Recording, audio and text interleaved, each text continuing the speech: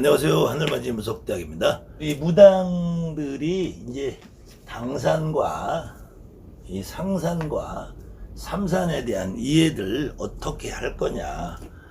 실질적으로 제가 이제 지금 우리 무속인들이 내림끝 할 때 삼산돌기를 많이 하는데요.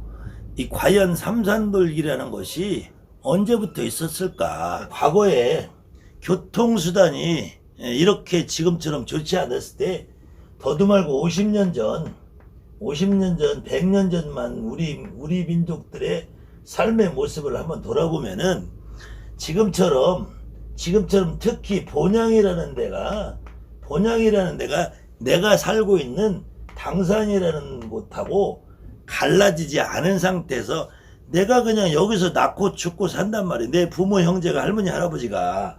그렇기 때문에 본향이라는 개념이 결국은 당산이라는 개념하고 같은 시절이 더 많았단 말이에요. 우리 민족한테는 본향 이꼬르 당산이라는 개념이 있단 말이에요.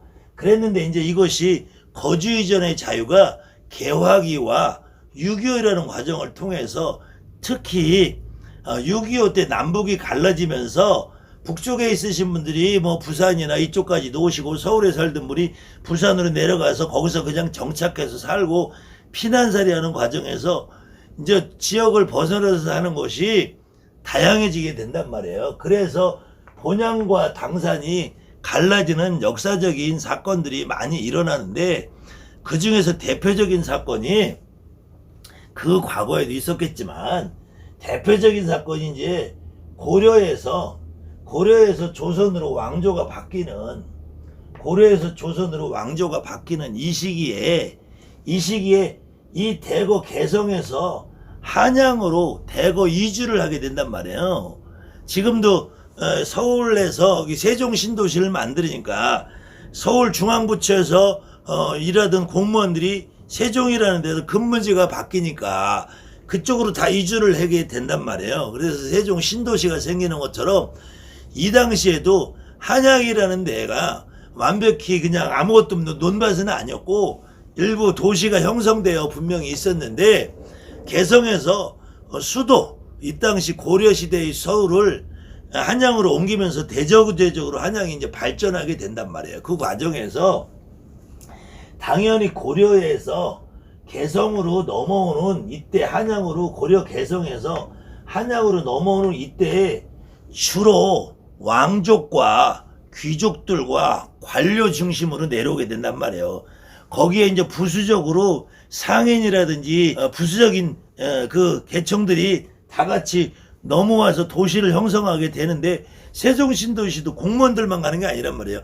공무원들이 가니까 거기에 상가도 생기고 음식점도 생기고 식당도 생기고 뭐 옷가게도 생기고 막 이렇게 다양한 편의시설들이 들어선단 말이에요. 학교도 생기고 학원도 생기고 그것처럼 개성에서 한양으로 대거 나라가 옮겨오는 거니까 이때는 왕이 옮기면 이거는 거의 나라가 옮기는 거란 말이에요. 그때 대거 신하들이 왕궁 근처에 살아야 되니까 온단 말이에요. 그때 이 이성계라는 분이 한 조선을 건국할 때 결국은 무력으로 장악을 했단 말이에요. 무력으로 최영장군을 죽이고 위화도 회군을 해서 칼로서 나라를 잡았단 말이에요. 칼로서. 그래서 이것을 혁명이라고 그래. 혁명.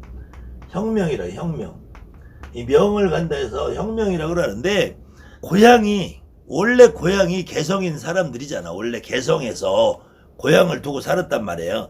거기다 모든 본거지를 두고 살았어. 그러면은 그 당시에 처음에 이 권력을 쥐고 있는 무장들은 이 개성과 가까운 쪽에 살고 싶어 한단 말이야. 그것이 지금 말하면은 이 한양의 서쪽이란 말이야. 서쪽. 그래서 이것이 이제 구파발, 경기도 고양시, 파주, 문산 이쪽이란 말이에요.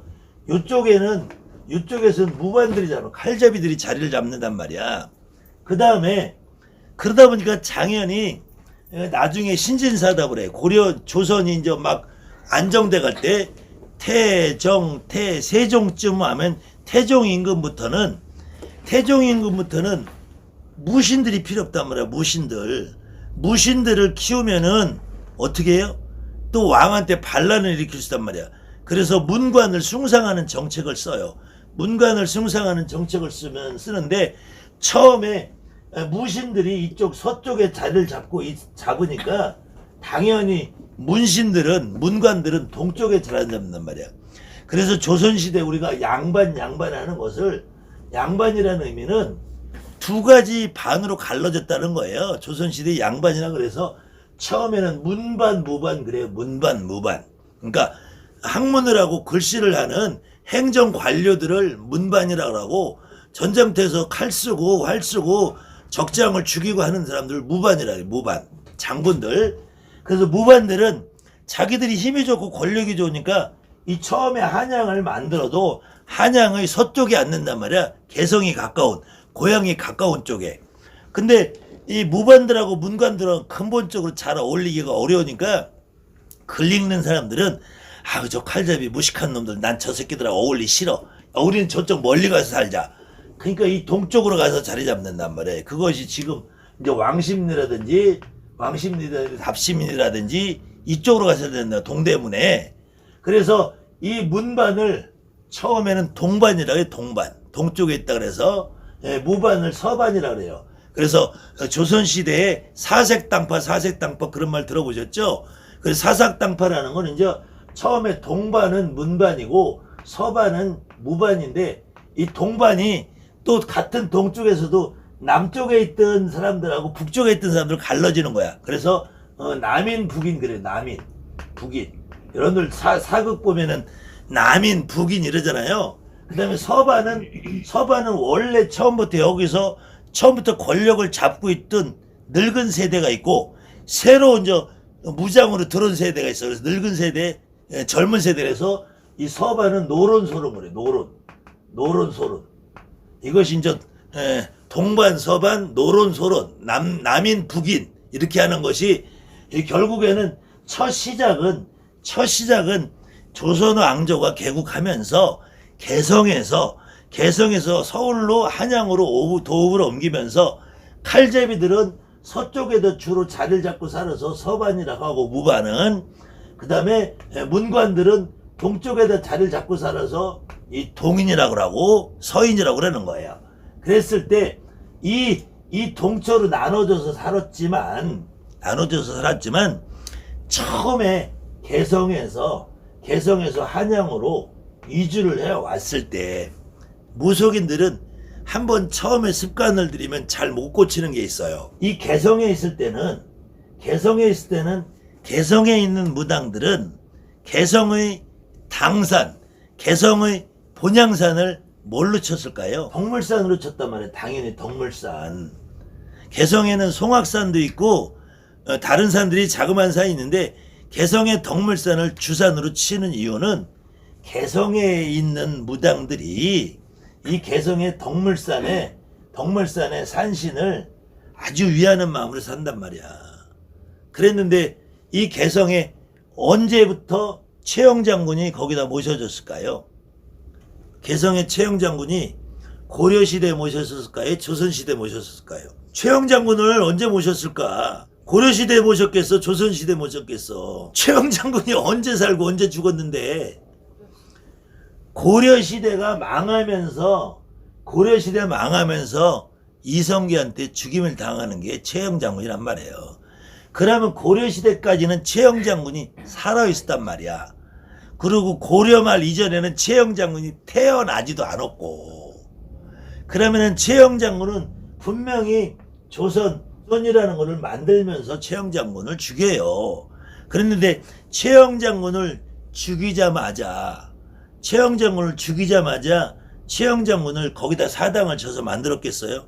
최영장군은 조선의 역적인데 고려에는 충신일지라도 조선의 역적인데 최영장군 사당을 덕물산에 만들 수 있었겠냐고. 못 만들어요. 근데 조선이 안정이 되잖아. 이제 태종, 정종, 그 다음에 태종, 세종으로 넘어가서 조선이 안정이 되잖아. 조선이 안정이 되니까 이제 옛날에 충신이 필요한 거야. 옛날에 충신이. 그래서 조선시대에 비록 최영장군을 죽이고 정몽주를 이방원이가 선주교에 때려 죽였지만 충신이 필요하단 충신이. 고려의 마지막 왕을 위해서 충성을 다바친 최영장군처럼 마지막 왕을 충성을 다바친 정몽주 학자처럼 너희들도 나한테 충성해라 하면서 그때부터 최영장군하고 정몽주를 이제 띄워주기 시작을 해. 그때 비로소 덕물산에 최영장군 사당을 만들 수 있게 된단 말이에요. 그러니까 최영장군 사당을 함부로 만드는 게 아니라 처음에 최영장군 죽이자마자 누가 만들어봐. 그럼 어떻게 됐어요? 이 영모란 말이에요. 영모. 나라에서 최영장군을 국가에서 부각을 시켜주는 거야. 충신이다. 고려의 충신이다. 고려의 충신 하나는 빼고 충신이다 그래. 그러니까 니네들도 나한테 충성해라 이거야. 그때 비로소 이제 최영장군 사당이 덕물산에 세우게 된단 말이에요. 덕물산에. 그런데 이 덕물산에 최영장군 사당이 들어서기 전에 덕물산에 산신각이 있었겠어요? 없었겠어요? 당연히 있었단 말이야. 이거 뭐냐면은 남산에 똑같아. 남산에 목명대왕 산신각을 지었는데 이 목명대왕 산신각 안에는 공민왕과 무학대사와 나홍화상을 모신단 말이야. 공민왕을 모시는 거는 이성계가 자기가 마지막으로 죽인 왕이잖아. 얼마나 한해 많겠어. 나한테 원한 품지 말아라고 하는 거고, 그때 이게 인왕산으로 옮겨오면은 목명대왕은 없어진단 말이야. 목명대왕은 없어지고 어느새 여기에 장군님이 들어서요.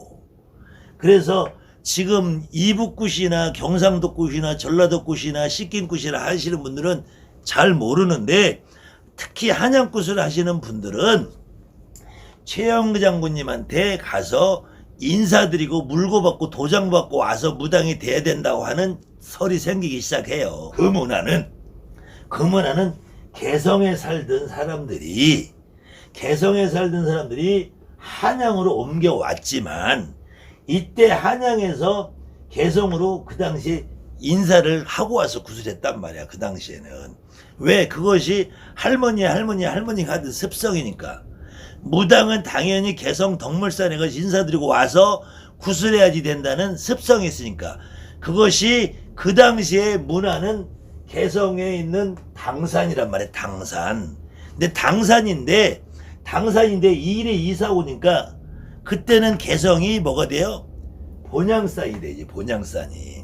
그러니까 그 당시에 개성에 고향을 두고 살다가 한양으로 대거 이주해 온 그 당시에 개성에서 살던 사람들은 그때 왕하고 관료들만 온 것이 아니라 무당들도 돈을 따라간단 말이야. 힘있고 권력 있는 사람을 따라간단 말이야. 이 땅에 대한민국도 강남에는 예전에 이게 땅콩밭밖에 없었어. 지금 신사동 잠실인데 누에밭도 있고 땅콩. 그때는 거기 무당이 별로 없어요. 근데 강남이 개발이 되면서 신사동, 압구정동, 청담동 으리으리하니까 무당들이 대거 진출을 하잖아. 또 지금 일산 신도시, 분당 신도시가 막 우르르 일어나니까 지금 대한민국의 일산 신도시와 분당 신도시의 무당들이 아마 돈 잘 버는 무당들 거기 다 모여 있을 거야. 그것처럼 이제는 슬슬 세종시로도 무당들이 가고 있어요. 가고 있는데 아직도 중앙부처가 행정부서가 서울에 있기 때문에 세종시로는 무당들이 아직도 많이 덜 갔어. 근데 언젠가는 수도가 완벽하게 세종으로 이사가면 그때는 세종이 무당들이 또 발 디딜 틈 없겠죠. 그것처럼 개성에서 한양으로 한나라에 도읍이 옮겨니까 무당들도 대거 온단 말이야. 근데 한양에서 구슬하려고 들으니까 그 개성에서 우리 할머니는 굿할 때 꼭 덕물산 가서 인사하고 굿했는데 나는 그걸 안 하려니까 찝찝한 그 흔적이 어디 남아있냐면은 한양꽃문서를 깊이 있게 보시는 분들은 장군님 거리 상산거리라고 해요. 장군님 거리를 다른 말로 상산거리라. 이때 상산이라는 말은 당산이 상산으로 바뀌는 거란 말이에요. 상산이라고. 근데 이 상산거리에 보면은 정확하게 기록이 돼 있어요. 우다리 마다리 칠홍상짐에 임진강 대동수를 건너 개성덕물산의 최영 장군님 전에 인물대령 화상대령 그 당시에 이 문서가 개성하고 한양하고 갈라지기 전에 개성에 있을 당시의 문서는 최영 장군님 전에 인물대령 화상대령 하고 굿을 하니 얼마나 반갑고 구하시랴 이렇게 나갔는데 이때부터는 여길 못 가게 돼 이제 특히 우리나라 해방과 6.25라는 과정을 겪어서 한양에 있는 사람들이 개성을 못 가게 돼요. 못 가게 되는 상황이 벌어지니까 이때 인물대령 화상대령 못하고 오늘 이곳을 해도 내가 구였고 반가시다 이렇게 돼요. 근데 여기에서 이제 최영 장군 개성덕물산까지 갈 수 없는 상황이 벌어지니까 어떤 게 나왔냐면은 수영반장 숫돌고래가 나와. 수영반장 숫돌고개 나와요. 수영반장이라는 거는 이때 개성덕물산의 최영 장군 전에 뭐라고 하냐면 수경숙배 돌아다 그래요.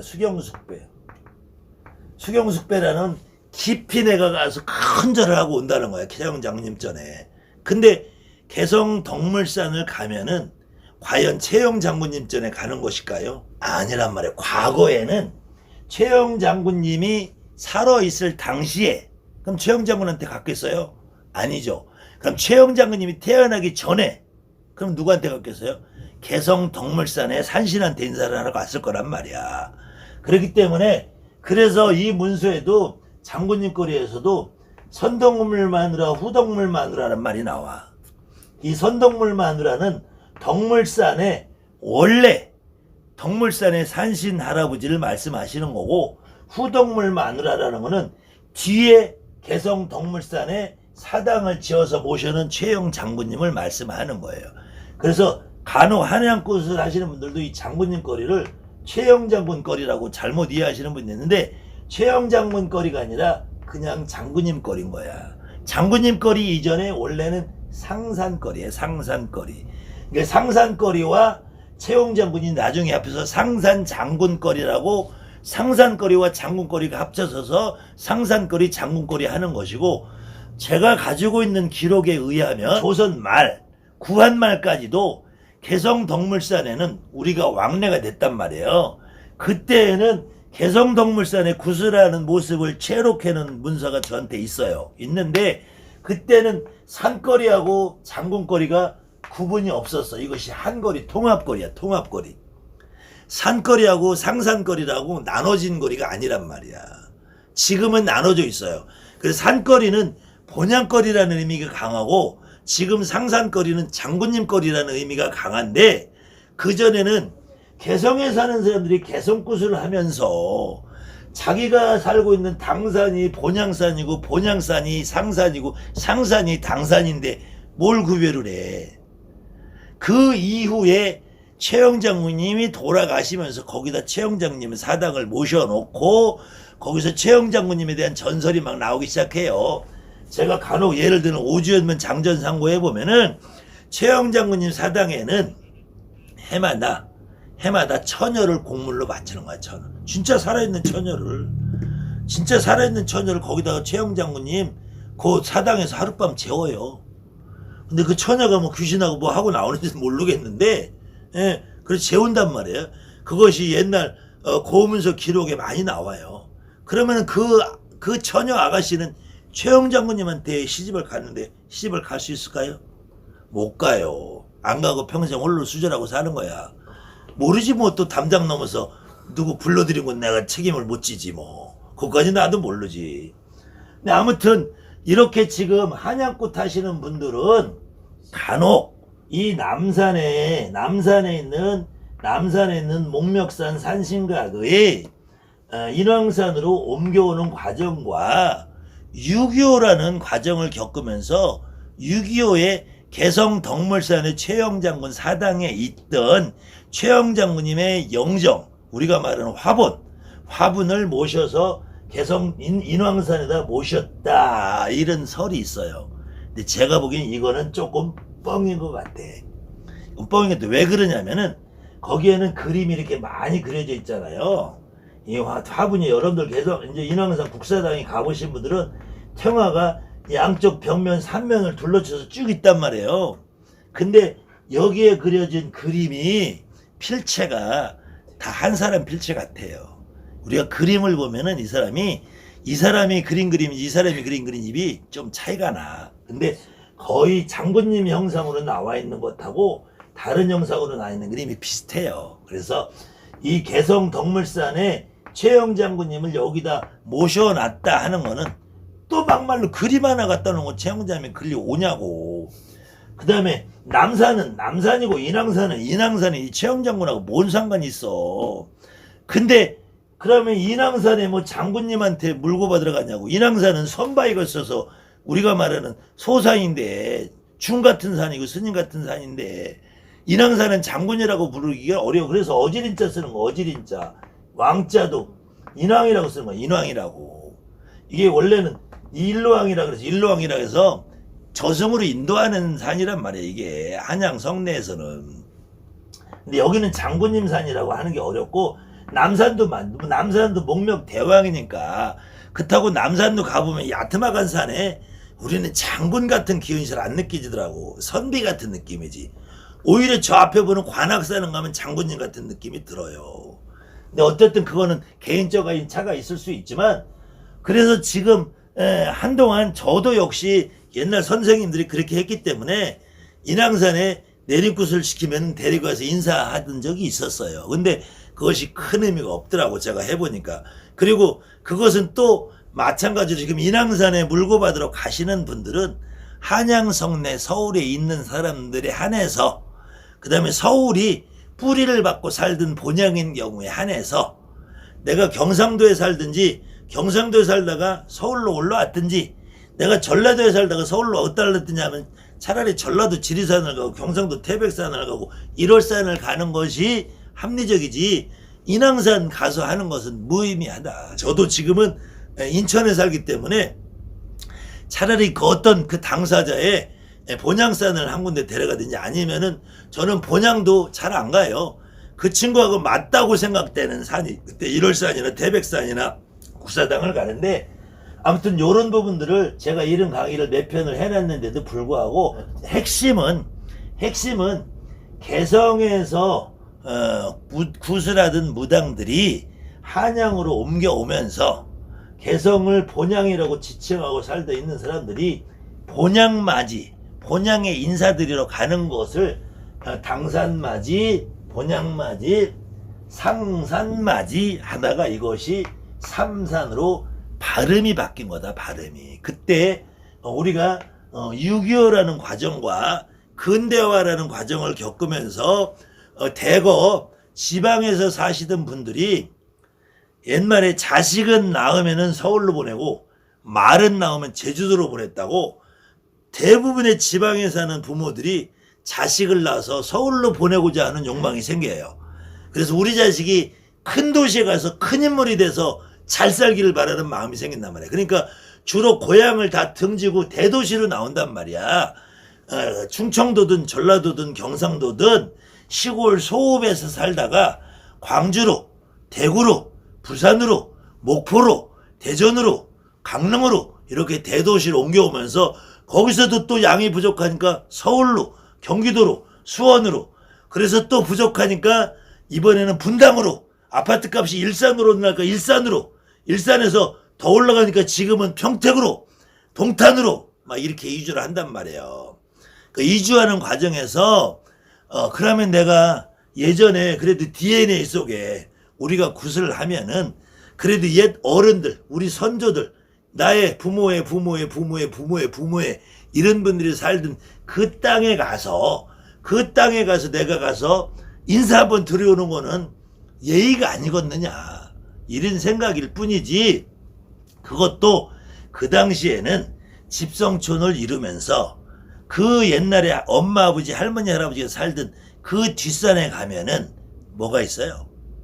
산소가 있단 말이에요. 대대로 우리 선조들의 산소가 다 있단 말이에요. 그런데 그 이후에는 할아버지가 돌아가셔도 집 가까운데 공원묘지 모신단 말이야. 여기가 천주교 공원묘지든 불교 공원묘지든 사설 공원묘지든 납골당이든 거기 모신단 말이야. 그러면은 그 옛날에 원 할아버지 할머니 살던 본향산에 가도 할아버지 묘도 없는데 거기 보면 증조 고조가 있어도 증조 고조 묘가 어딘지도 잘 모르는데 거기 가봤냐 뭐하냐고. 그렇다고 천주교 공원묘지 우리 할아버지 묘 있는데 거기 가서 뭘 하냐고.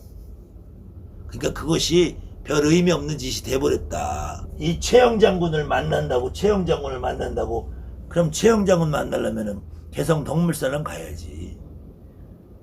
지금 대한민국에 최영 장군 오셨다는 분들 많은데 그래도 최영 장군은 진짜 묘가 거기 있는지는 몰라요. 근데 지금 통일로 가다 보면은 파주 거기에 최영 장군 묘라고 조성이 돼 있는 데가 있어요. 혹시 최영 장군 합의 받으시고 싶으신 분들은 그리 가세요. 내가 들어보니까 거기 갔다 오면 최영 장군 합의 받아서 그날부터 팔자가 핀다고 하더라고. 그러니까 가세요. 그리고 혹시 미추대왕 합의 받고 싶으면 신라로 경주를 가시고 문무대왕 합의 받고 싶으면 간포를 가세요. 그 다음에 자기 시조할아버지 받고 싶으신 분은 시조묘를 찾아가세요. 근데 진짜 우리 할아버지가 그 시조가 맞는지 족보는 좀 한번 제대로 검토를 해보시고 혹시 알아 옛날에 우리 집안에서 족보를 샀는지 이게 족보가 진짜 족보인지 개족보인지 누가 아냐고. 댓글에 어떤 사람은 뭐 보니까 자기는 맹사선의 우선이고 진양반이라 그랬는데 그것도 어떻게 아냐고. 자기가 진양반이면은 정말로 거기서 대대로 종가를 이루고 사는 집이 있어야 돼. 지금 그래도 안동이라든지 봉화라든지 경상도라든지 전라도에 가면은 10대 20대 막 이렇게 종가택을 종부 며느리가 쫙 지키고 막 99칸은 안 돼도 막 스무칸 서럽고 고택 막 100년 200년 300년 내려로 고택 있잖아요. 그런 걸 지키고 있던 집이나 진짜 양반집이야. 근데 그런 집은 대한민국에 2%밖에 안 된다. 2%? 전체 1910년에 일본 놈들이 조사해 놓은 거야. 이게 정확해요. 정확해. 그때 전체 이 땅의 조선 구한말에 양반 인구가 1.9%. 그것이 철종 때는 7%까지 올라갔다고 하는데 철종보다 다음에 고종황제잖아. 정순, 헌철, 고순. 헌종, 철종, 고종이란 말이야. 1910년이면은 고종황제도 이 한일합방이 되면서 뒷방 늙은이로 종효랑이로 바뀌었을 때야. 이때 일본들이 정확하게 통계한 거예요. 전체 인구의 1.9%가 안 돼. 2%밖에 안 돼. 2%. 그러면은 100명 중에 1명이 안 되고 2명꼴로 양반 족보를 가지고 있었다는 거야. 근데 무슨 지가 진양반이라고. 그 족보 좀 한번 갖고 와봐요. 내가 확인해 줄게. 그걸 알아야지 여러분들이 당산을 가니 본양산을 가니 그냥 상산을 가니 삼산을 돌아야 되니 내립구산을 하면 삼산을 안 돌면 큰일 나느니 무당이 말문 틀려면 본양문을 열어야 되니 당산문을 열어야 되니 조금 심한 말로 멍멍이 소리 하지 말라고 그래. 멍멍이 소리. 이런 걸 알고 떠드느냐 이거야. 아무튼 여러분들 지루한 강의 10편 제가 약속한 대로 10편을 했고요. 요 다음 시간엔 더 유익한 강의로 여러분들 궁금증 질문에 대한 또 대답을 섞어드리면서 해드리고 감사합니다. 하늘마님 부탁드립니다.